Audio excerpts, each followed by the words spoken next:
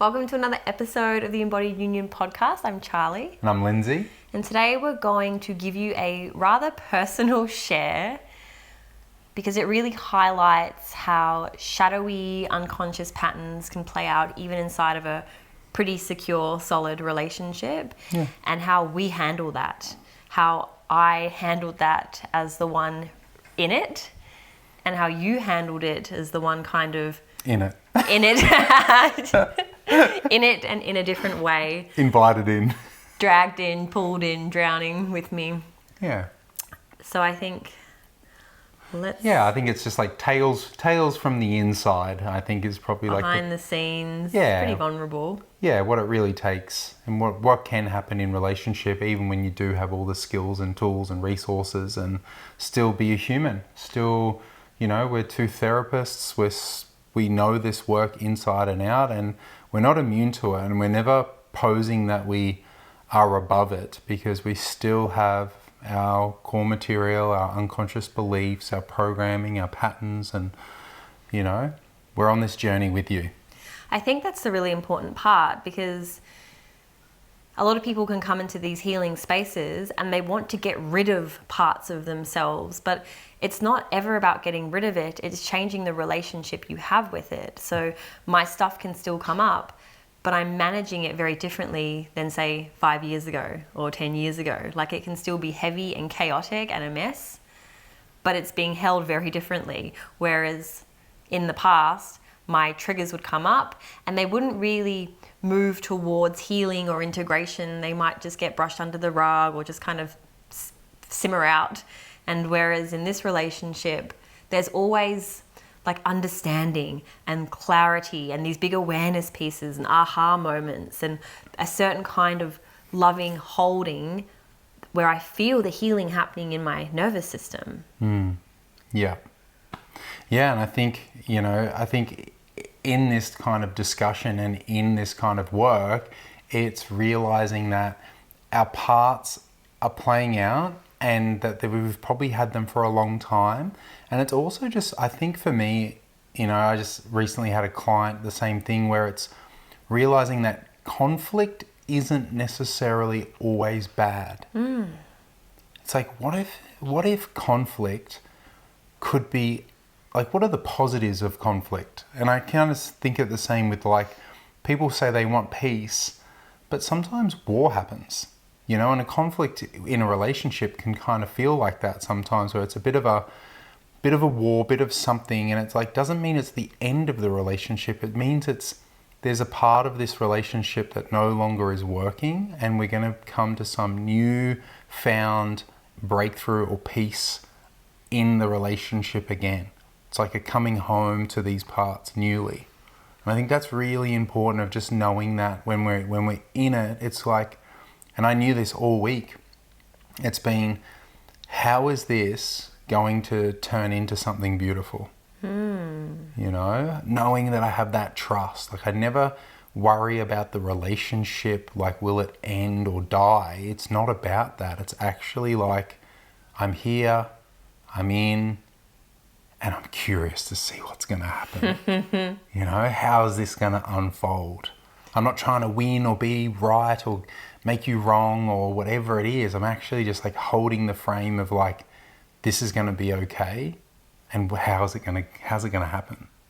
And I think for me, I'm still gathering the evidence that we can have conflict and it can be okay.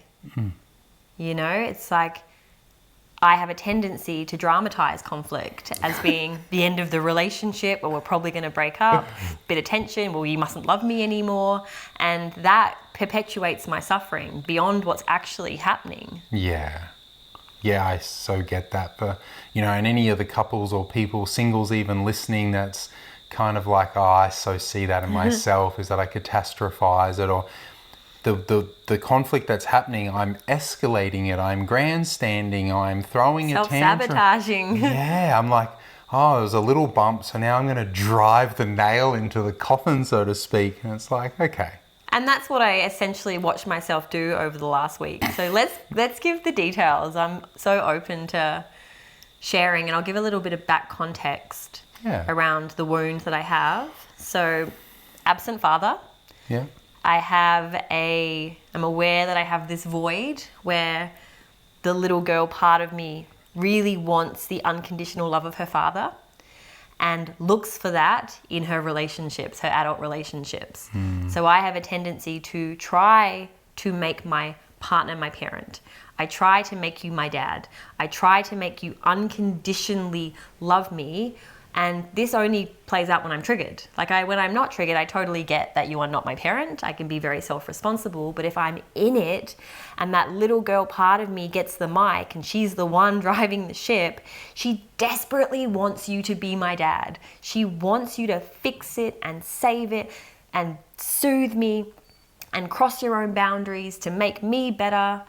And at the same time, because when I'm in my trigger, you're no longer actually even Lindsay.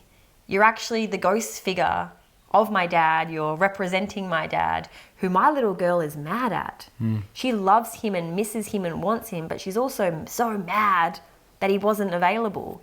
So in our adult relationship, what plays out when I'm triggered is I want you to love me and come closer, but at the same time, I'm pushing you away.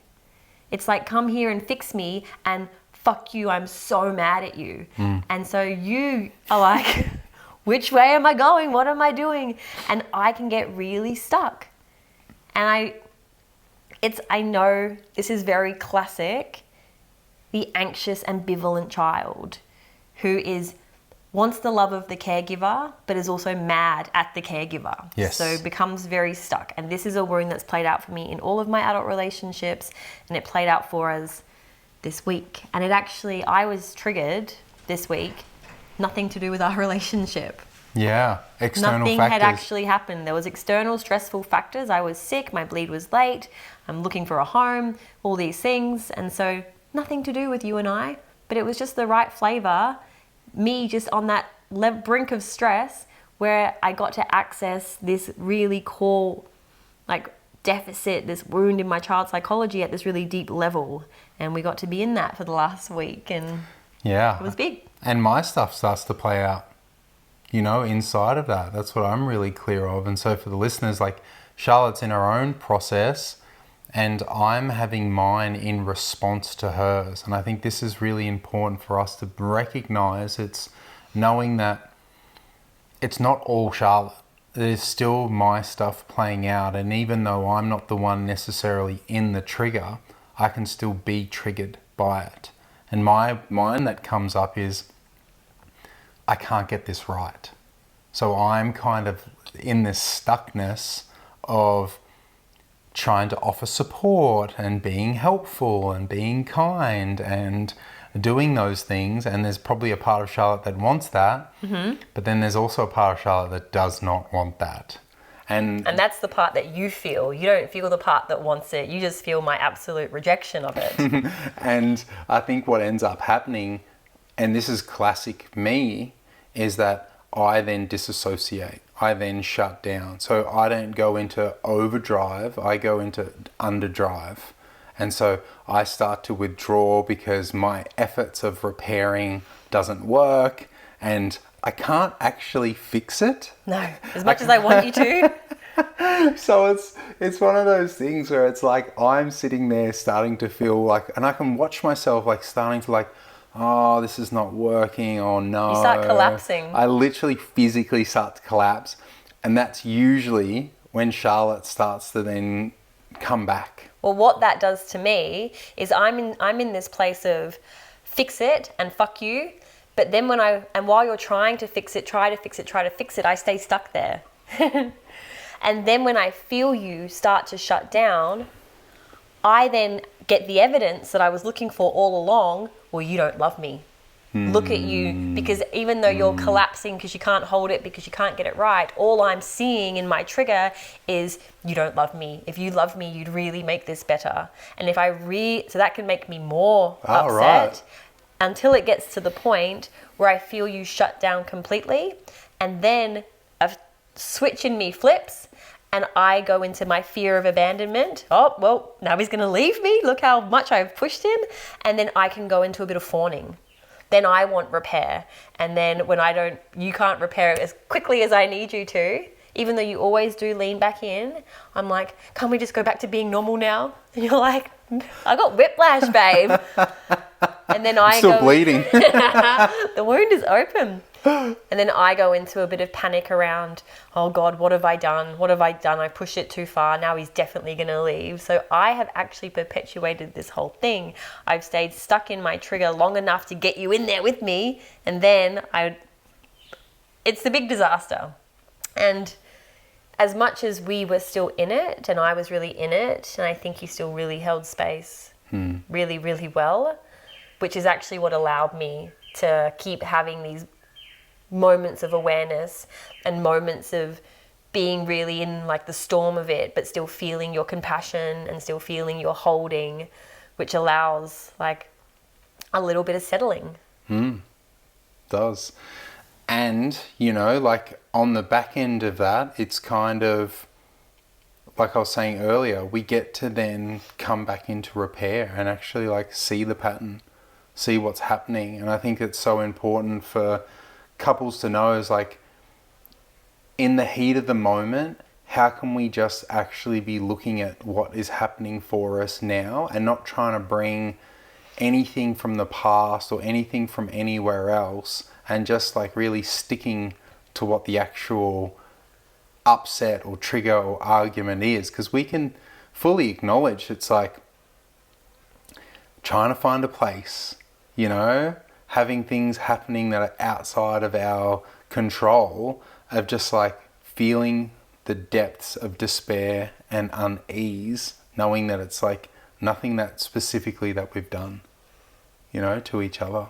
Well, that's the thing. If I could just continue to remind myself, my bleed is late, I'm actually sick, I need to rest, I'm stressed about not having a home, and just let it land that that's actually what's playing out. But instead, because that little wounded part is here, I'm just convinced. I'm convinced you're somehow withdrawing love from me. Yeah. You're somehow falling out of love with me. And then I just will look for evidence everywhere. Yeah, and I think it's interesting in this case, like in our dynamic, is like, I don't have an abandonment wound. Like I don't feel like I'm the person to just, oh, this is too hard, I'm going to leave. You know, I don't have that in me. It's not the way that I kind of operate. So I feel like what I'm grateful for in that sense is that your stuff isn't necessarily triggering that part of me. It just brings up my stuff of, I can't get this right, you know? And knowing that I feel like I've kind of really, like I'm really aware of it, and I don't know if it's about healing that part or just having compassion, because usually I'm witnessing it going, well, I'll try this, and then I'll try that, and then I'll try this. And I'm like, actually nothing's working here, you know? And I kind of get to that, if I'm to call space, because I sort of think when we're in that, I might sit with you for an hour, maybe two, and I kind of think at some point I probably need to actually like have a break. Like, okay, this is not actually working. How about I just call, you know, like call some space and we'll reconvene. But then I kind of know too, I'm like, is that going to make it better? Well, I think in the past, absolutely not. Because if we took space, or if an ex tried to pull that on me, like space would just, I would just still stay stuck in it. I would then start making it the problem that you were asking for space. Like, how dare you want space while I am so in it, because I so desperately want you to fix it for me.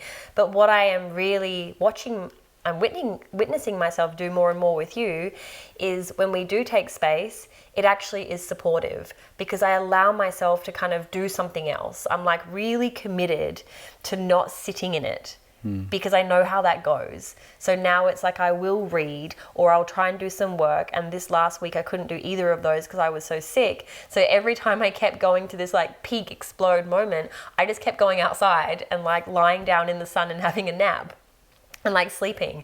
I just kept putting myself down to rest, because I always know as well, if I'm triggered, I remember in the past, I'd have big fights with partners, and then you sleep, and the next morning you're like, I'm not mad anymore, I'm really sorry. So I even know now, if I take a 20-minute nap, it actually does bring down some of the brunt of the like dysregulation that's moving through me. So this week I've just been like in and out of naps, taking myself away, allowing us to have space, and continuing to, whenever the trigger would come down enough, be in communication with you around like what I think is playing out. Yeah, because I think what we sort of identified as well, it's like, it's the process of wounding, and it's the process of also how we get to have character, like how we become who we are. And in IFS model, so the like parts work that we do as therapists, it's kind of knowing that we have the original wounding. The original wounding creates the insult, which creates the pain. And then we have that pain, and it's so painful that we can't be with that much pain. Like in your case, it was like... Well, mine is the grief of losing my father, but I don't want to be with that, so I get stuck focusing on how mad I am at my dad or how mad I am at you as the ghost figure, rather than just actually being in the deep grief and sadness that's there. Yeah. And I mean, like, that's the thing. And then that can create the busyness or the industriousness or whatever it might be, or the hystericalness.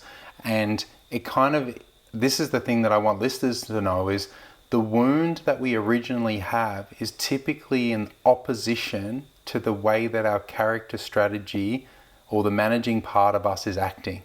So the part of us that's like acting busy over the top of actually feeling really sad, you know? And or the part that's acting tough over the top of feeling really weak and powerless. Yes. So like if my wound is powerlessness and my character strategy is, toughness or strong or, you know, bully, whatever it is, the pain is still sitting there, you know, and until I really manage or express or experience and acknowledge that I was a victim or I have grief or whatever is the feeling that's like impossible to feel, that then allows to heal the managing part, which also heals the wounding, you know, so we can step out of the merry-go-round, so to speak. This is why couples loop, and this is why we all have things that trigger us and perpetuate, you know, and I think it's really important that it's just like, in this case, it's like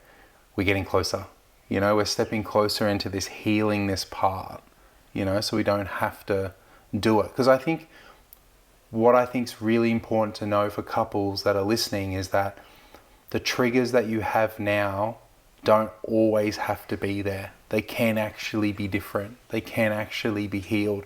And it's not necessarily the other person changing that's going to make it healed.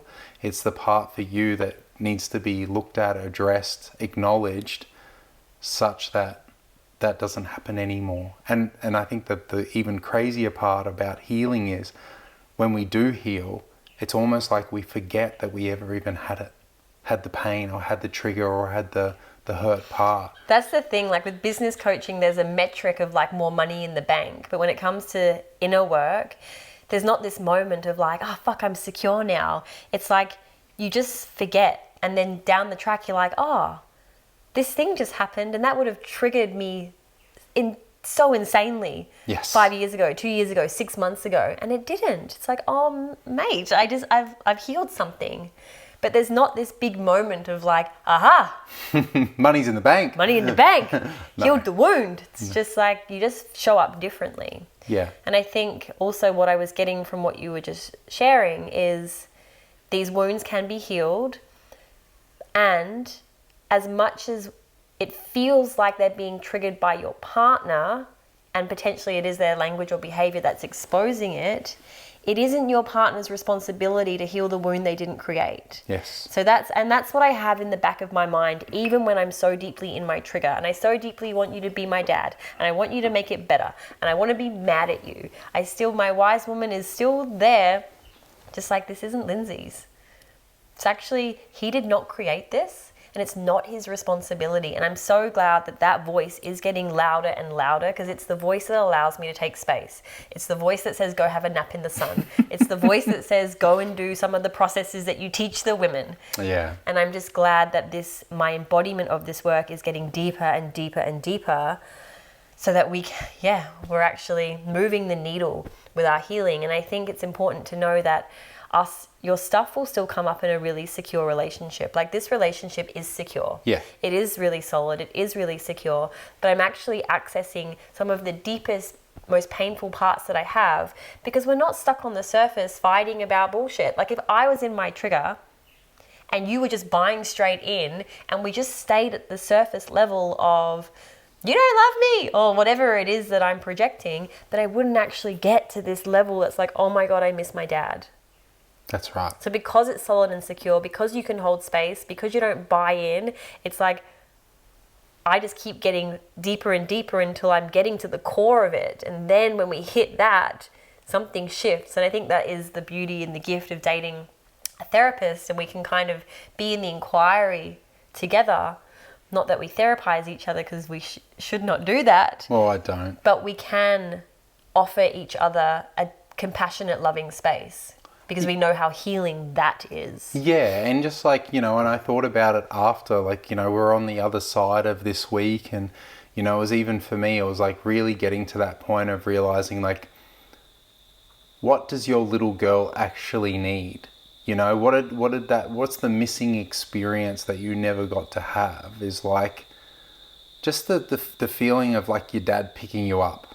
So this is actually really cool, because we've actually made an agreement for an experiment. Yes. That we're going to try. So the chances are this is going to happen again. This part's going to come up for me again. And I'm going to get stuck in this place of wanting Lindsay to fix it, but also rejecting his nourishment. And so the agreement we've set up is he's not going to dissociate or go into collapse. He's actually just going to pull me into him and hold me. And I'll probably like have a bit of a tantrum there, because I'm going to be in it. And he's going to continue just to hold it. And we've set it up so we know that that's going to happen. And so who knows how that is going to go. But that's what it feels like I desperately want in the moment. And we're in the exploration of that, because my deepest desire is to have my dad contain me while I tantrum. And so you're going to offer me that missing experience. Yeah. And that's what we do in Hakomi. The therapy that we do is we offer clients, or we guide them to have these missing experiences so they can have this integration happen with the parts of themselves that are crying out, that are having the tantrum. Yeah, missing experience in therapy, I think, is really important. And it's never to create codependency with the therapist. Like, it's actually to just create co-regulation. Just moments of co-regulation with another is so healing. Well, and I think creates that reorganization, of the parts. Of the parts. Yeah. Or of the core beliefs, or whatever it might be. So it's like getting to utilize the skills here, not of relationship, but actually of Hakomi and of psychotherapy. And this stuff is incredibly powerful. I've had a woman recently who, she's new to my therapy space, and she's done lots of therapy. And one of her beliefs that she has is, what's the point of going to the past? What's the point of going to the past? What's the point of feeling the emotions? What's the point of being sad? And I'm like, it's a shame that you've had obviously not a very good experience of therapy, because the reason that we go there is so that we can create a different experience. Like, we can't physically change the past, correct? But I feel like we energetically can change what's happening in the system. Yeah, I can never be your dad. You're never going to be my dad. And the other part too is sort of knowing too, is there's some grief around it, because that time of your dad being able to do that for you is done. It can't go back in time. So there's also the grieving part of like, the unmet need and the unmet expectation is also something that has to be grieved, because otherwise we get stuck and frozen there forever. Those young paths will always, this is why there's, you might be listening and going, that partner of mine, when they get triggered, it's like they're illogical. It's like they're 5 years old. They are. That part probably is 5 years old, or 7 or 10 3. or 13 or 3. So it's like, can I have compassion that my partner standing in front of me in a meltdown is not the is not actually with me right now. It could be another part. And this is why it's so important to have relational skills, because even though I've been so deep in my trigger this last week, I haven't been blindly projecting it at you and abusing you and like I've been in it, but I haven't, like I've still kept my language in check. Yeah. I've still not like... You're not creating more damage. I'm not damaging the relationship. I'm not blindly projecting, because I have the awareness enough to know I'm in it and I feel like I can't contain it, but I also know how to not damage the relationship. Well, I think that is the one of the huge skills that you possess, is it's like you still have self-responsibility even when you're triggered. And that is like, I think, not, maybe it's rare. I have a judgment that it's rare in certain women, but I think it's like it's the expectation these days is that a woman should be, or able to be, a full spectrum woman, and whatever she says and projects should be able to be held. It's her emotional embodiment. Yeah, and I think there's probably a line in that somewhere. There has to be. Yeah. So it's like, because if the shoe was on the other foot and it was just my masculine rage that I need to express, it feels pretty unsafe.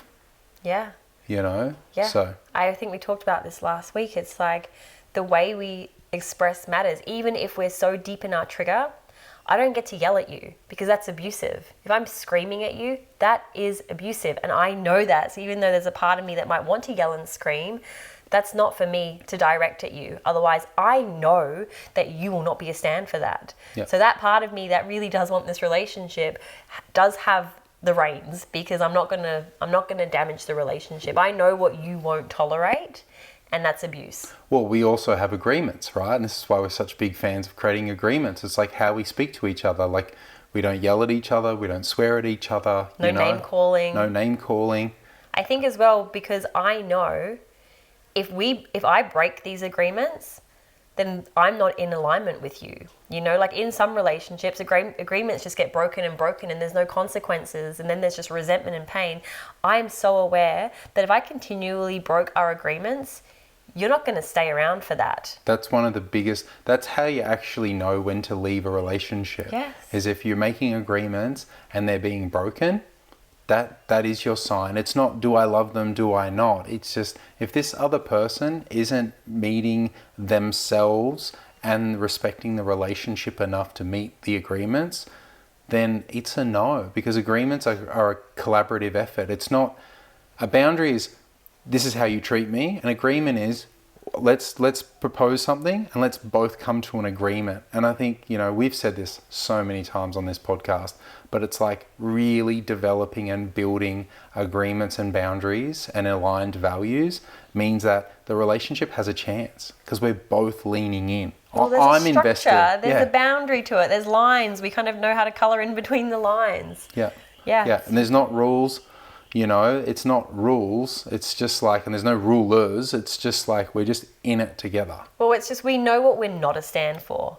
You know, like I know, yeah, I don't need to say it again, but like name calling, yelling, it's just... creates resentment. It's unexpressed sad and unexpressed mad on both parties. And I think that's how you get water under the bridge. And that's how conflict creates more like rupture and it makes it worse. And what we really want is like rupture to repair. We're actually wanting to correctly come back together. Yeah. You know, and I think we've nailed that, you know, this week. And it feels like, oh, okay, like I so get it. I so have compassion for that part of you and that we're making it better, you know, and it gets to get better. And it feels different. I don't feel like we've swept anything under the rug. I don't feel like it's just been put down. I can feel the lightness in my body. I can feel like there's been the shift. And will it come up again? Certainly. But it's like, there's been an integration here. I can feel it. Our relationship feels even more solid. I have more evidence that you're here and I'm here and we're doing this and we're all in. Yeah. And we got a place. And we got a new home, so my nervous system has settled and I'm not as sick and I did bleed. All the stars have aligned. Very good. I think that about covers the last week that we've had. If you guys want to lean into support to work with your own unconscious shadowy parts, that's what we do with women, with men, with couples. You know by now where to find us. Do you have anything that's coming up that you want to Just the gathering of men, the 4th to the 7th of October on the Gold Coast. Big old group of men in the so good. nature, in the bush. It's going to be so good. So just really excited for that coming up. I'm going to be running a workshop on relationships and how to set it up powerfully, and also how to repair. So if that kind of thing is of interest, then make sure you come along to a gathering of men. Can I also name one thing that we said last night that's still just notes in my phone? Yeah. We've also had a conversation around a 6-week live group container for couples that I'm really excited about, that we're still in the collaboration and creation of, but that would be kicking off in October. So you can be anywhere in the world because it's going to be online. You can come live or watch the recordings. This is the first time that I've actually named that we're doing this. But if you are interested, I am Charlie S. Hannah on Instagram. I am it's not even that. It's just Lindsay B. An embodied Instagram. union. Yeah. Thank you, my love. Thank you for this week. Love I you, so Krila. appreciate you.